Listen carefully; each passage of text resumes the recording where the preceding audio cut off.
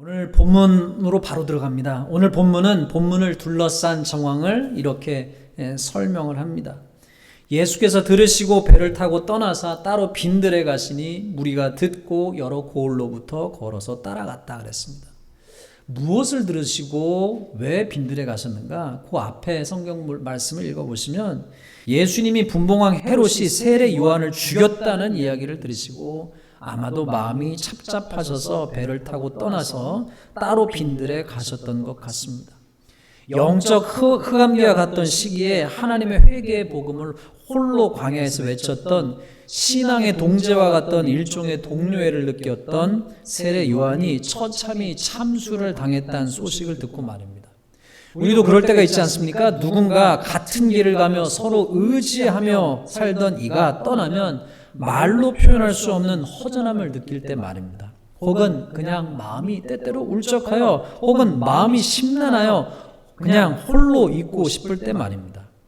예수님은 지금 오늘 말씀해 보면은 예수님께 그 소식을 들으시고 배를 타고 떠나서 따로 빈들 사람이 없는 곳에 가셔서 거기 있고 싶어 하셨어요. 그런데 사람들도 그 이야기를 듣고 여러 고을로부터 걸어서 주님을 따라갔다 합니다. 오늘 말씀을 보시면 참 사람들도 주님 좀 그냥 좀 내버려 두지 하는 생각이 들기도 합니다만 어찌하였든 많은 사람이 여러 고을에서 여러 마을에서 주님을 찾아 주님을 따라간 것이지요. 다음 절 14절은 이렇게 말합니다. 예수께서 나오사 큰 무리를 보시고 그랬어요. 여러분 한번 상상해 보십시다. 사람들의 소리가 수많은 사람들의 소리가 웅성웅성 거립니다. 그 소리가 들리니 예수님께서 나와 보셨어요. 그런데 보았더니 큰 무리가 왔다고 설명합니다. 성경을 읽으신 분들은 아시지만 얼만큼의 무리가 왔느냐? 남자 장정만 5,000명 이상 플러스 여성들 플러스 아이들이 왔으니까 얼마나 왁작지껄했겠어요. 그러니까 그 많은 어마어마한 숫자의 사람들이 왔는데 만약에 여러분이 예수님이라면 무슨 생각, 무슨 느낌이 드셨겠습니까? 어떤 분은 만약에 예수님이셨다면 이런 마음이 들지 않으셨겠습니까? 아, 여기까지 쫓아오냐? 제발 좀 나 좀 내버려 두지. 난 지금 혼자 있고 싶은데, 난 지금 말할 기분이 아닌데. 어떤 분은 확 짜증이 나지 않았을까요? 와, 질렸다, 지쳤다, 지쳐. 영어로 하면 뭐겠어요? Please leave me alone. I'm so tired. 이렇게 하지 않았겠습니까? 그런데 성경은 오늘 이렇게 증언합니다. 예수께서 나오사 큰 무리를 보시고 불쌍히 여기사 그 중에 있는 병자들을 고쳐주시니. 우리네 보통 사람들과는 다르게 예수님은 화를 내시기는커녕 짜증을 내시기는커녕 옛다 소리를 지르시기는커녕 사람들을 피해 무리들을 피해 또 다른 곳으로 도망가시기는커녕 그들을 보시고 불쌍히 여기셨습니다. 주님은 왜 그들을 불쌍히 여기셨던 것일까요? 다시 13절을 여러분 주목해서 보십시다. 예수께서 들으시고 배를 타고 떠나서 따로 빈들에 가시니 뭐라고 되어 있어요? 무리가 듣고 무리도 뭔가를 들었어요. 세례 요한이 참수를 당해 죽었다는 이야기를 예수님만 들었던 것이 아니라 무리들도 들었어요. 분봉왕 헤롯이 그 착한 선지자, 그 홀로 있던 광야의 선지자 세례 요한을 죽여버렸어요. 참수했어요. 비록 세례 요한이 멋진 옷과 수려한 외모와 재력과 권력을 가지는 이는 아니었지만 믿고 존경하고 따를 희망과 가야 할 길을 알려주는 지도자가 없어서 목말라 했던 유다 백성들에게는 그는 캄캄한 골짜기에 비추어지는 작은 빛과 같았겠지요. 옛날이나 지금이나 백성들은, 시민들은 믿고 따를 지도자, 희망과 갈 길을 이끌어주는 지도자를 찾지 않습니까? 그들의 마음속에 선지자, 선견자로 여겼던 세례 요한이 죽었다는 이야기를 들은 유다 백성들은 이제 그들의 눈에 볼 때 하나 남은 뭔가 희망이 되어줄 지도자, 그들의 마음속에서 혹 기다리는 메시아일지도 모르는 주님을 쫓아온 것 아니겠습니까? 마치 마지막 희망의 끈을 붙잡던 말입니다. 그리하여 수십 명이 아니라 수백 명이 아니라 수천 명의 사람들이 주님을 찾아온 것 아니었을까요? 그나마 남았던 하나의 희망 세례 요한이라는 선견자의 촛불이 사라지니 마지막 남은 또 하나의 희망 예수님을 찾아 그토록 많은 사람들이 나온 것 아니었을까요?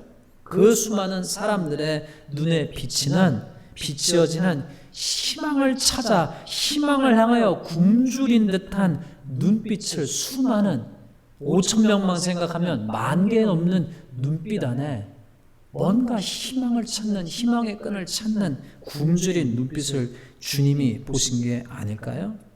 비슷한 이야기가 마태복음 9장 36절에도 나옵니다. 무리를 보시고 불쌍히 여기시니 이는 그들이 목자 없는 양과 같이 고생하여 기진합니다.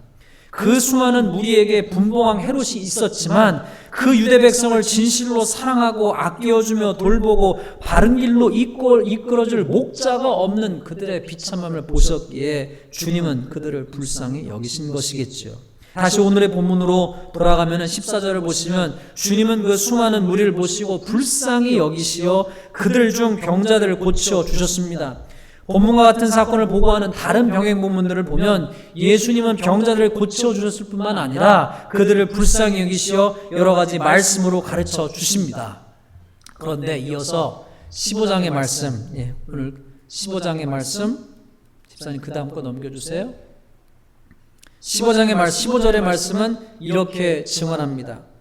15절 말씀은 뭐라고 증언해요? 이렇게 증언해요. 저녁이 되매 제자들이 나와 이르되 이곳은 빈들이요 때도 이미 저물었으니 무리를 보내어 마을에 들어가 먹을 것을 사 먹게 하소서. 날이 점차 저물어 저녁이 되었습니다. 대개 어떤 상황이 되면 그 상황을 빨리 파악하는 이들이 있습니다.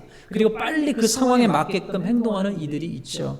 예수님의 제자들 중 몇이 그 상황이 파악이 됐습니다. 마음의 부담이 되어 주님께 말씀드립니다. 이곳은 빈들입니다. 허허 벌판입니다. 때가 저물었으니 무리를 보내십시오. 그래서 마을에 들어가 그들이 먹을 것을 사 먹게 하시지요. 여러분 얼마나 합리적인 이야기입니까? 합리적인 말이에요. 자, 이제 해산 모임 끝났습니다. 집으로 가셔서 각자 식사하시고 잘 주무십시오. 오늘 부흥 집회는 끝났습니다. 이렇게 해야 이런 말이 합리적이지 않습니까? 그런데 주님이요 황당하게도 이렇게 말씀하십니다. 뭐라고 말씀하세요? 예수께서 이르시되 갈 것 없다. 너희가 먹을 것을 줘라. 여러분 이 말씀을 들었던 제자들은 어떤 말이 떠올랐을까요? 이 사람들이 잉글리시 스피킹이었다면요 이 말이 떠오르지 않았겠어요? 뭐라고요? 여러분 이렇게 설명해 보십시다. 오늘 갑자기 우리 교회에서요 수천 명의 사람이 찾아왔습니다. 그러면 좋겠죠? 그런데요 음식을 준비하려면 장도 미리 봐야 하고 음식을 얼마나 준비할지도 미리 사람 수도 파악하고 해야 하는데 갑자기 여러분 수천 명이 아니라 수백 명만 찾아와도요 우리 교회 여성교회 분들 당황하지 않겠어요? 오늘 음식 맡으신 분들 당황하지 않겠어요? 그런데 제가 그분들 향해서 담임 목회자인 제가 여성교회에게 혹은 남성교회에게 저 사람들 밥 오늘 다 주십시오 라고 하면 여러분 정말 이 말이 나오지 않겠어요? What?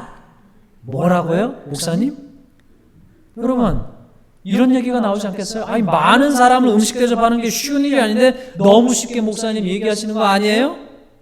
제자들도 똑같은 마음 아니었을까요? 주님 그거 너무 쉽게 생각하시는 거 아니에요?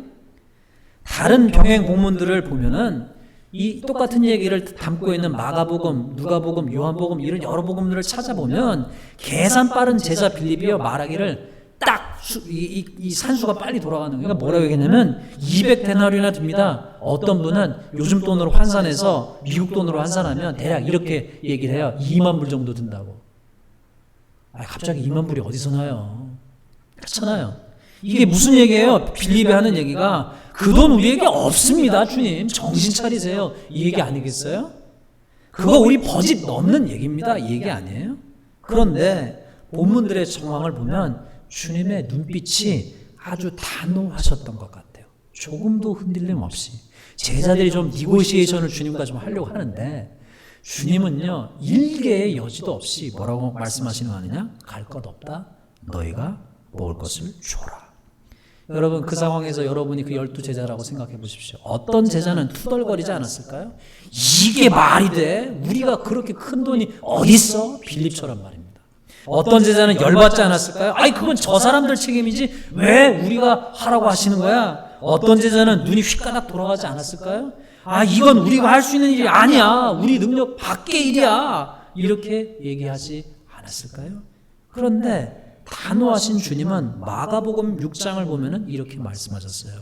너희에게 떡이 몇 개나 있는지 가서 보라. 아마도 어떤 제자들은 마지못해 가서 알아봤겠죠. 어떤 이들은 투덜거리며 한운둑 만운둑 하는 척만 했겠지요. 그럴지도 모르겠습니다. 그런데 요한복음 6장을 보면 안드레가 한 소년을 찾아가지고 옵니다. 아마도 안드레의 마음 한켠에는 그 소년에게서 얻은 오병이요 떡 5개와 물고기 2마리를 가지고 오면서 이런 생각이 들지 않았을까요? 이게 얼마나 되겠어? 5,000명이 넘는데 이걸로 이 사람들을 어떻게 다 먹여? 하는 여전한 의심하는 마음이 한편에 있지 않았을까요? 그 의심하는 마음이 한편에 있는 채로 아마도 한 걸음 한 걸음 그럼에도 불구하고 주님 앞에 그 오병이어 물고기 2마리와 떡 5개를 가지고 가지 않았을까요? 17절 이렇게 증언합니다. 제자들이 이르되 여기 우리에게 있는 것은 떡 5개와 물고기 2마리 뿐입니다. 이게 답니다 라고 얘기해요. 그런데 오늘 함께 읽으신 말씀 18절에 주님은 이렇게 말씀하세요. 이르시되 그것을 내게 가져오라. 그리고 이후의 스토리는 여러분이 아시는 대로 그 오병 이후로 주님이 5,000명을 먹이시는 기적의 이야기가 전개가 됩니다. 여러분 오늘 이 말씀을 보시면서 예수님의 생각, 또 예수님의 마음, 또 하나님의 생각, 하나님의 마음에 대해서 한번 생각해 보십시다. 오늘의 이야기는 오병이의 사건의 이야기에는 많은 영적인 교훈과 의미들이 담겨져 있습니다. 그러나 그 중에 하나 오늘의 이 말씀은 예수님의 생각, 예수님의 마음에 대해서 알려줍니다. 많은 이들이 이렇게 얘기합니다. 하나님의 본질, 하나님이 어떤 분이신지 가장 절정으로 보여진 사건이 바로 예수님이 이 땅에 오신 사건이다. 구약성경 창세기부터 계시록까지 우리는 많은 말씀을 통해서 하나님을 알 수 있지만 하나님이 어떤 분이신지 그 엑기스를 알려면 하나님의 그 클라이막스, 하나님의 그 맥시멈을, 하나님의 그 정수를 알려면 예수님을 보면 하나님이 어떤 분이신지 우리는 알 수 있다는 거죠.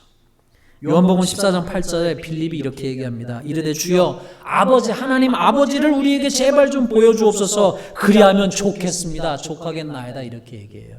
그랬더니 예수님께서 말씀하시기를 이렇게 말씀하세요. 빌립아 내가 이렇게 오래 너희와 함께 있으되 너가 나를 알지 못하느냐? 나를 본 자는 아버지를 보았거늘 어찌하여 아버지를 보이라 하느냐? 내가 아버지 안에 거하고 아버지는 내 안에 거하 계신 것을 너가 믿지 아니하느냐? 내가 너희에게 이르는 말은 스스로 하는 것이 아니라 아버지께서 내 안에 계셔서 그의 일을 하시는 것이다. 예수님을 통해서 하나님은 하나님이 어떤 분이신지, 하나님의 생각, 하나님의 마음, 하나님의 성품, 하나님이 어떤 분이신지를 보여주신 것이죠. 오늘 함께 읽으신 본문에서 우리가 만나게 되는 하나님은 어떤 하나님입니까? 여러분과 제가 그리고 우리보다 앞서서 하나님을 만났고 알게 되었고 믿게 되었던 그들이 믿었고 증언한 하나님은 어떤 하나님이십니까? 성경에서는 끊임없이 증언하는 하나님의 속성 가운데 하나, 오늘 본문에서 만나게 된 여러분의 하나님은, 나의 하나님은, 여러분의 하나님은, 우리의 하나님은 어떤 하나님이십니까? 결론부터 말씀드리면 긍휼에 풍성한 하나님 아니십니까? 그의 백성들의 고통과 아픔에 주목하시고 그들의 아픔을 보시고 그들의 아픔을 주목하시고 보신 하나님, 그들의 아픔을 의식하신 하나님, 그리고 그들의 아픔을 향해서 우리를 향해서 긍휼의 마음을 품으신 하나님은 나아가서 무언가를 주신 하나님, 행동하신 하나님, 구원해 주시는 하나님, 이야말로 성경이 증언하는 하나님 아니십니까? 다시 오늘 본문의 말씀으로 돌아가 보시면 주님은 말씀하셔요. 뭐라고 말씀해요? 너희가 먹을 것을 줘라 이렇게 말씀하시는데 그렇게 주라고 하시는 말씀을 하시는 그 주님의 마음에 뭐가 있느냐? 14절 말씀을 보시면 주목해서 보시면 빨간색을 주목해서 보시면 어때요? 그 주님이 큰 무리를 첫 번째 뭘 하셨어요? 보셨어요. 보시고 외면하지 않으시고 보시고 주목하셨어요. 그리고 나서 그 다음에 주님의 마음 안에서 일어난 반응이 뭐예요? 주님의 생각 보셨어요. 의식하셨어요. 그 다음에 일어난 마음이 뭐였어요? 긍휼히 불쌍히 여기셨어요. 그리고 불쌍히 여기시고 끝나셨어요? 아니에요. 불쌍히 여기시고 그들 병자들을 불쌍히 여기시고 그들을 고쳐 주셨습니다. 식민지의 지배를 받으면서 2중 3중으로 고통받았던 유대 백성들, 자신들을 지켜줄 국가도 없고 자신들을 보호해줄 진정한 왕과 지도자도 없이 살아야 됐던 유대 백성들을 보시고 가난하고 병들고 감옥에 갇히고 기죽어 눌러 살려야 했던 많았던 백성들을 그러한 때에 그 땅에 성육신하셨던 하나님의 아들이셨던 예수님께서 본인의 사명이 무엇인지를 선포하셨던 말씀을 들어보십시오. 이게 나의 사명이라고 선포하셨어요. 주의 성령이 내게 임하셨으니 이는 가난한 자에게 복음을 전하게 하시고 내게 기름을 부으시고 나를 보내사 포로된 자에게 자유를 눈먼 자에게 다시 보게 함을 전파하며 눌린 자를 자유롭게 하고 주의 은혜의 해를 전파하게 하려 하심이라. 가난한 자, 포로된 자, 눈먼 자, 눌린 자, 오늘날의 말로 하면 뭐겠습니까? 사회적 약자, 고통 가운데 있는 자들 아니겠어요? 마가복음에서 이렇게 주님의 사역을 마가복음에서 증언합니다. 예수께서 모든 도시와 마을에 두루다니사 그들의 회당에서 가르치시며 천국 복음을 전파하시며 모든 병과 모든 약한 것을 고치시니라. 무리를 보시고 똑같아요. 보시고 불쌍히 여기시니 마음에서 일어난 반응. 이는 그들이 목자 없는 양과 같이 고생하며 기진함이라. 여러분 이야기의 방향을 좀 바꿔 보십시다. 여러분 우리는 DC에 삽니다. DC 가까운 곳에 살죠. DC 가까운 데 사는 베네핏 가운데 하나는 좋은 박물관이 참으로 많다는 것입니다. 높은 수준의 무료 박물관도 많고 좋은 유료 박물관도 있습니다. 참 다 가보지 못해서 아쉬움이 있습니다만 참 좋은 박물관이 많이 있습니다. 그런데 재미있고 유익한 여러 박물관 중에 우리의 의식을 일깨우는 여러 박물관이 있는데 그 중에 하나가 홀로코스트 뮤지엄입니다. 그 박물관이 세워진 이유는 그런 비극적인 사건에 대해서 우리의 의식을 일깨우기 위해서, 그렇죠? 잠들어 있는 우리 의식을 일깨우고 그러한 비극적인 사건이 다시는 일어나지 않도록 never forget, never again 이라고 하는 이런 정신 때문에 세워진 것이죠. 이 미국의 홀로코스트 뮤지엄 공식 사이트는 그 학살의 희생자의 숫자에 대해서도 알려주는데 참으로 많은 다양한 유대인뿐만 아니라 소련인도 그리고 여러 사람 폴란드인도 많은 사람들이 인구를 그 숫자를 비극적으로 죽임을 당한 사람들의 숫자를 통계를 모아놨습니다. 그러나 일단 우리가 잘 알고 있는 대로 비극적인 죽임을 당한 유대인분들의 숫자만 보면 600만 정도라고 알려줍니다. 여러분 이걸 잘 염두에 두시고 다음을 들어보십시오. The World Count라고 하는 웹사이트가 있습니다. 이 사이트는 사회적 상황, 사회적 문제 등에 관한 여러 통계를 알려주는데 이 사이트에 따르면 제가 어저께 이 사이트를 이렇게 캡처했을 때 그 기준으로 말씀을 드리면 어제까지 굶주림으로 9월 17일까지 굶주림으로 2022년 금년에만 사망한 금년이에요. 오로지 2012년 9월까지 1월서부터 9월까지 사망한 사람의 숫자가 640만 정도 된다고 합니다. 월드 푸드 프로그램이라고 하는 한 기관이 있는데 이 기관의 2021년 9월 기사에 따르면 작년에 해마다 굶주림으로 죽는 숫자가 900만 명이라고 합니다. 한 번이 아니고 매년 말입니다. 여러분 아까 그 두 가지 그림, 이 두 가지를 한번 비교해서 생각해 보십시다. 홀로코스트란 2차 세계대전 중에서 사건을 통해서 참 비극적인 사건이죠. 사람을 태워 죽이고 가스실에서 참 말로 못한 고문을 하고 생체 실험을 하고 정말 나쁜 짓을 많이 한 거죠. 그 비극을 통해서 죽임을 당한 사람의 숫자가, 죽은 사람의 숫자가 유대인만 계산해 볼 때 600만 명이었습니다.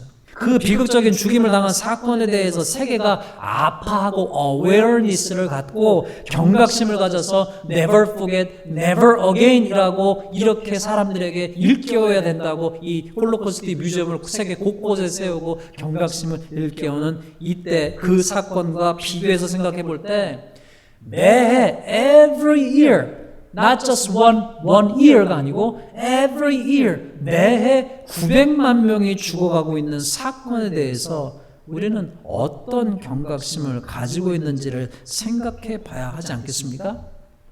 여러분 아시는 대로 우리 교회 새벽기도에서는 세계 기도 정보라고 하는 오퍼레이션 월드라고 하는 책을 번역한 세계 기도 정보, 또 거기서 정보를 집약해서 만화로 만들어진 열방 기도 정보를 가지고 세계를 돌면서 아침마다 기도해 오고 있습니다. 세계의 상황을 아주 간단한 몇 개의 만화컷과 부수적인 설명을 해주는 것을 읽고 아침마다 기도하면서 동시에 작년에 금년에 목회계획과 설교계획을 세우면서 어느 날 세계 기근에 대해서 더 알아봐야 되겠다는 생각이 들게 되었어요.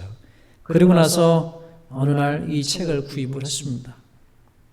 왜 세계의 절반은 굶주리는가?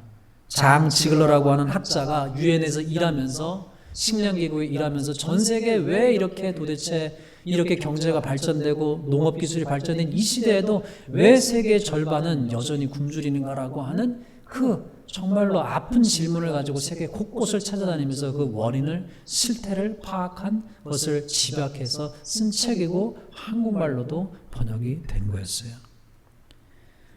어느 날 이 책을 읽어야지 하다가 새벽기도가 끝나고 나서 그 앉은 자리에서 책을 쭉 읽기 시작했습니다. 며칠에 걸쳐서 이 책을 읽었어요. 이 책을 다 읽고 난 뒤에 기근으로 참으로 황당하고 처참한 상황을 다 아시고 보실 하나님 아버지의 마음은 어떠실까 하고 하는 관점에서 이 책을 읽고 기도하게 됐어요. 그냥 인간적인 관점이 아니라 이 장 지글러라고 하는 사람이 세계 곳곳을 다니면서 일반 사람들은 보지 못하는 풍경을 다 보면서 보고를 했는데 이 사람이 그렇게 보고하기도 전에 이미 그 모든 상황을 다 그 하나님 계신 보좌에서 보고 계신 하나님 아버지의 마음은 어떠실까라고 하는 관점에서 이 책을 가지고 기도하게 되었어요. 모든 인류가 하나님께서 창조하신 이들이고 그들도 구원받기를 원하시는 하나님의 마음을 생각하면서 다음의 이야기를 한번 들어보십시오. 여러분 노마병이라고 하는 것을 들어보신 적 있습니까? 저는 이 책에서 처음 봤어요. 이 노마라는 게 뭔가. 영어로는 이렇게 노마라고 되는데 영어로는 뭐 이렇게 설명이 쭉 있습니다. 한국말로 보시면 뭐냐면은 이렇게 돼 있어요. 국경 없는 의사회가 설명에 따르면 가난 속에서 살아가는 50 미만의 아동이 여러 가지 영양의 문제, 환경의 문제, 위생의 문제 때문에 보건의 문제 때문에 생기는 건데 잇몸에 난 염증이 뼈와 조직을 손상시키고 점점 입과 코와 눈을 무너뜨려요. 아주 처참한 사진이 많이 있는데 그 너무 처참한 사진은 여러분께 너무 그런 것 같아서 좀 그나마 여러분이 보실 만한 사진 했는데요. 이렇게 되는 거예요. 여러분 트라코마라고 하는 병 보신 적 있습니까? 이것도 여러 가지 영양의 문제, 보건의 문제 때문에 생기는 건데 클라미디아라고 하는 균에 오염된 파리, 오염된 물건이 직접적으로 눈에 접촉해서 생기는 질병인데요. 이 얘기를 읽어보니까 아이들이 기근 때문에 힘이 빠지면 파리를 쫓을 힘도 없는 거예요. 그런 가운데 아이들이 생기는 건데 그 눈에 이렇게 생기는 거예요, 여러분. 질병이. 좁쌀처럼 빨간 게 눈 안에 생기면서 나중에는 눈을 우리 마치 어르신들 나중에 가면 뭐라고 하지? 백내장이라고 하나요? 눈을 덮어버리는. 그래서 꼬마 아이들이 눈이 저렇게 되는 거예요. 그리고 나서 여러분 잘 아시는 구루병이라는 건 들어보신 적 있으시죠? 이거는 꼭 이 후진국에만 생기는 게 아니에요. 비타민 D가 부족해가지고 또 여러 가지 이유로 말미암아 이렇게 다리가 휘는 겁니다. 그래서 기아가 많은 곳에 가면요 아이들이 저렇게 다리가 휘어져 있는 거예요 보니까. 여러분 이런 병도 들어보셨습니까? 전 처음 들어봤습니다. 과시오코병, 마라스무스병. 여러분 우리가 코로나 바이러스는 모르는 사람이 없어요. 왜냐하면 우리에게도 해당되니까. 그 전에 코로나란 말 여러분 들어본 적 있습니까? 없잖아요. 우리하고 상관없었기 때문에. 그러니까 과시오코나 마라스무스라는 병을 아이를 기르면서 손주를 기르시면서 우리가 자라면서 들어본 적이 없다면요. 우린 참 좋은 데 산 거예요. 이게 어떤 병이냐면요. 이런 병이에요. 하나는요, 단백질이 부족해서요. 왼쪽, 둘 다 똑같이 단백질이 부족해서 생기는 병 중에 하나인데, 왼쪽은요, 아이가 처음에 몸이 정상적인 것처럼 보여요. 단백질이 빠져요. 그리고 성장이 멈춰요. 머리카락이 붉어져요. 그리고 머리카락이 빠져요. 배가 불러와요. 그리고 이가 빠지고요. 서서히 죽어가요. 이 과시오코 병은. 마라스무스 병은요, 전형적으로 기근에 있는 나라들에서 보는 것처럼 아이들이요, 근육이 다 빠지고 배만 불러와요. 그러다가 아이들이 죽게 되는 것이죠.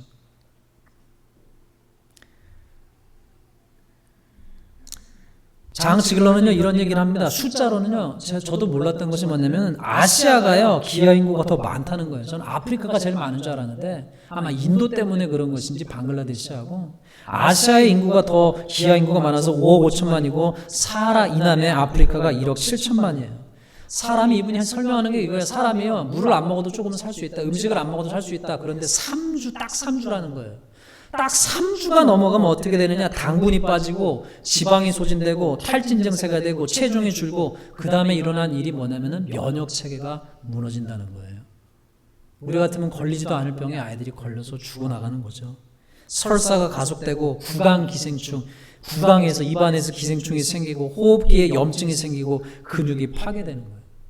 이런 나라들에서는 오염된 식수 문제 때문에 분뇨를 처리하는 문제 때문에 만성의 실업의 문제, 그래서 아버지의 권위가 추락하고 말레이시아 같은 곳에 필리핀 같은 곳에서는요 부모를 돕기 위해서 아이들 스스로 여자아이들 스스로 먹고 살기 위해서 매춘하는 거예요. 누가 시켜서가 아니라 22억 명이 극도로 빈곤한 처참한 삶을 사는데 하루에 1.25달러로 하루를 버텨야 한다는 거예요.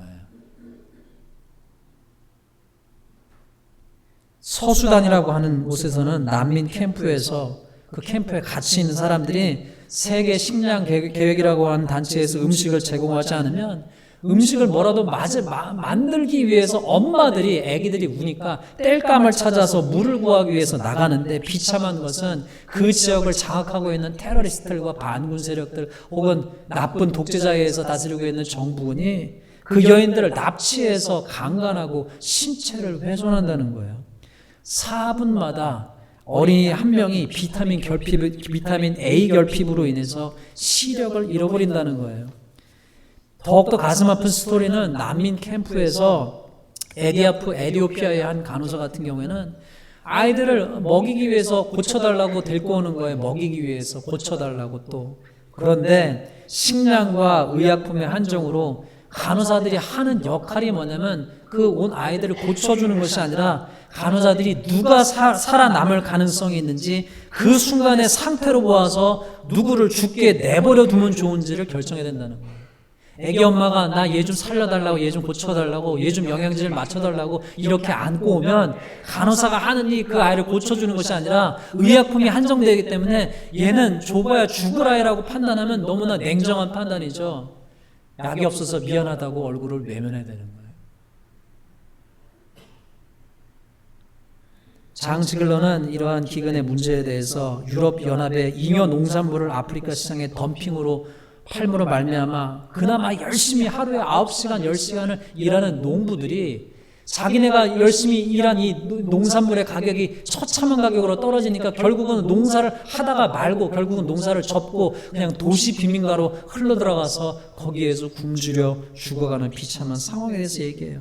여러 가지 헤지펀드가 사하라 이남의 지역 경작지를 대대적으로 사들이는 문제, 자연재해와 정치부패와 내란과 전쟁으로 말미암아 벌어지는 이 굶주림의 문제, 사막화로 기후난민으로 말미암아 벌어지는 여러 가지 문제에 대해서 얘기를 합니다. 그러면서 이 장 지글러라고 하는 아까 그 책을 쓴 그분이 서문에서 이런 얘기를 해요. 아르헨티나 여류 시인 메레데스 소사라고 하는 분의 시를 인용하면서 이렇게 얘기합니다.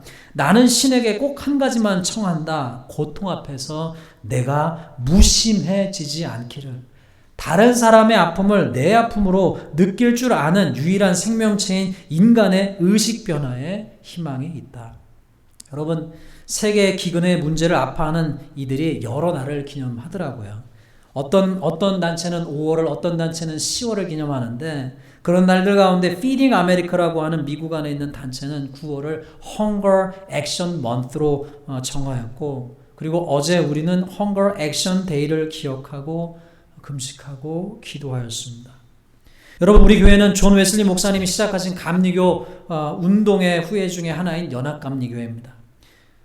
성도 여러분, 존 웨슬리 목사님이 감리교 운동을 시작했을 때 영국은 산업혁명 후 엄청난 사회 격변을 겪었어요. 같은 지구에 살면서도 전혀 다른 세계에 살고 있고 같은 미국에 살면서도 전혀 다른 세계에 살고 있는 우리처럼 영국 18세기 산업혁명이 일어났을 때는요, 똑같은 영국에 살지만 전혀 다른 두 세계 속에서 사람들이 살았습니다. 왕족과 귀족과 더불어서 성공한 상인들은 산업혁명이 가져다준 문명의 이기와 부와 풍성한 음식을 즐기면서 윤택하게 살았습니다. 그러나 나머지 사람들은 처참한 삶을 살았습니다. 아동 노동, 광산 노동, 굶주리고 가정의 권위는 떨어지고 할 게 없으니까 알코올 중독에 빠지고 낙심하고 우울증에 빠지고 비참하여 점점 사회에 대한 분노가 쌓일 것밖에 없는 악이 바치는 가난한 이들 천지였어요. 그래서 존 웨슬리 목사님 일기를 읽어보시면요, 온 곳에 폭도가 가득합니다. 왜 그렇게 폭도가 가득했느냐? 사회가 처참하게 부익부 빈익빈 상태가 되었어요. 읽어보시면 처참한 기록들이 참으로 많이 있습니다. 그럴 때 존 웨슬리 목사님이 그냥 설교단을 떠나서요, 곳곳에 다니면서 야외 설교를 하기 시작했는데, 야외 설교를 하면서 교회 바깥에 세상 사람들을 보게 된 거예요. 그도 왕족, 귀족, 고귀한 상인처럼 잘 교육받고 highly educated 였고요. 영국의 좋은 대학을 나왔고 좋은 집에서 자랐어요. 그래도 좋은 교육을 받고 자랐어요. 그런데 세상 밖으로 나가보니 너무나 처참한 가난한 이웃들의 삶을 보게 된 거예요. 그들을 보고 만나게 되고 알게 되고 그들을 주목했던 웨슬리 목사님은 가난한 이들을 찾아가기 시작했어요. 그리고 그들을 보고 온 다음에 성도들에게 이렇게 설교했어요. Earn all you can, save all you can, give all you can. 너가 벌 수 있는 대로 최대로 벌어라. 그리고 벌 수 있는 대로 최대한 저축해라. 그리고 최대한 줄 수 있는 대로 줘라.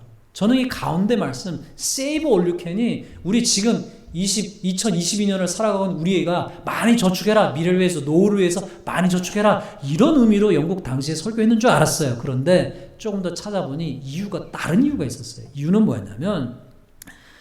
뭐였냐면은 그 주변 교회 바깥 자기의 삶을 사는 그 바깥의 사람들은 굶주리고 가나고 악에 바치고 아동들도 3세, 4세, 10세의 아이들이 그리고 여인들이 광산에 들어가서 처참하게 일하는 비참한 삶을 살고 있는 그런 상황을 두고도 여러 가지 불필요한 사치 물건들을 사면서 서로 자랑하기에 바빴던, 더 사고 더 사고 더 샀던 그 영국 귀족들, 영국 고위직, 영국 교인들을 향해서 도전하는 말씀이었어요.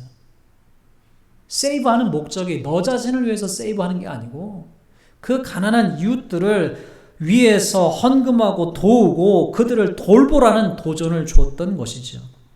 그랬던 웨슬리 목사님은 그 가난했던 이웃들에게 교회를 통해서 물질과 음식을 준 것뿐에 멈춘 것이 아니라 더 중요한 것으로 그들을 위로했어요. 그것이 무엇이었냐? 완전히 자존감이 바닥으로 떨어져 있는 가장들, 여인들, 아이들, 가난한 이들에게 뭐라고 얘기해 줬느냐? 바로 그들도 하나님의 사랑하시는 존귀한 자녀임을 일깨워 준 것이지요. 그래서 존 웨슬리 목사님 그 감리교회 운동은 가난한 이들의 교회라고 소문났습니다. 부자들의 교회, 왕족의 교회가 성공했다면 그 성공의 안에서 시작된 정화운동이고 가난이들의 성화운동이고 성결운동이었던 감리교도들은 어떻게 소문이 나느냐? 왕족과 귀족과 부자들의 교회가 아니라 가난한 이들의 교회, 백성들의 교회로 소문나기 시작한 거예요. 그리고 그 존 웨슬리 목사님은 이런 얘기를 남겼어요. The gospel of Christ knows of no religion of but social, no holiness but social holiness. 예수 그리스도가 전한 복음은 자기 혼자만 구원받고 조언하는 개인 구원의 신앙에서 끝나는 종교가 아니라, 개인만 잘 살고 구원받고 천국 가는 종교가 아니라 이웃의 아픔에 함께 아파하고 눈물을 흘리고 보고 주목하고 긍휼히 여기고 주는 믿음의 길이다 라고 하는 것이죠.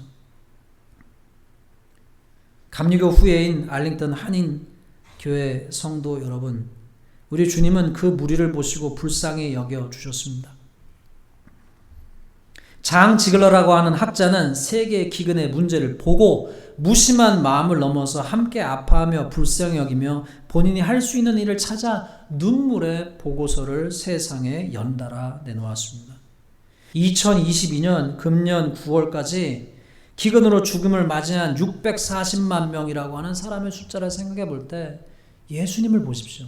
예수님은 보시고 불쌍히 여기사 주시니라 하신 거잖아요. 그럼 우리가 그런 숫자를 볼 때 그 숫자가 아니라 그 숫자 하나하나에 담겨있는 사람들의 스토리를 우리가 알게 되면, 만나게 되면 어떠한 마음이 우리 안에 들어야 하겠습니까?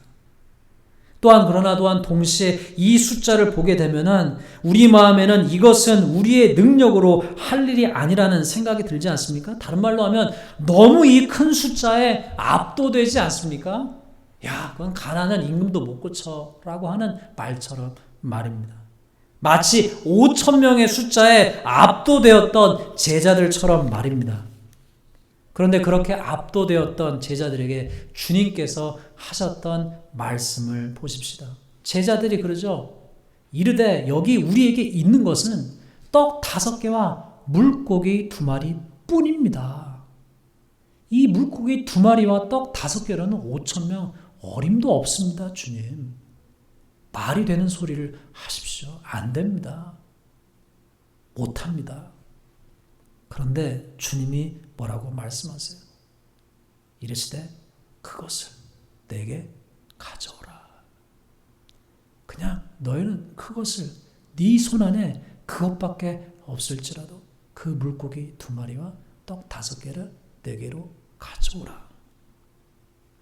우리에게 있는 것이 떡 5개와 물고기 2마리 뿐이라 할지라도 그것을 가지고 이 백성을 불쌍히 여기사 큰 일을 하셨던 주님, 그 주님이 우리 손에 있는 것이, 우리 안에 있는 것이, 그것이 지식이든 글 쓰는 재주든 돈이든 뭐든 간에 그것이 작다 여겨질다 할지라도 그것을 주님께 드리면 주님께서 우리로서는 도저히 불가능한 일이지만 예수님께서 물고기 2마리와 떡 5개를 안드레가 가져와서 그들이 주님 앞에 드렸을 때 그것을 내게로 가져오라 하시고 주님이 축복하셔서 사람이 하실 수 없는 일을 하셨던 것처럼 우리가 주님 앞에 드리면 그분이 하시는 일들을, 우리를 통해서 하실 일들을 기대하면서 기도하십시다.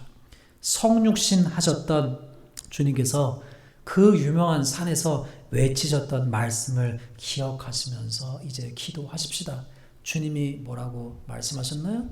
긍휼히 여기는 자는 복이 있나니 그들이 긍휼히 여김을 받을 것이다.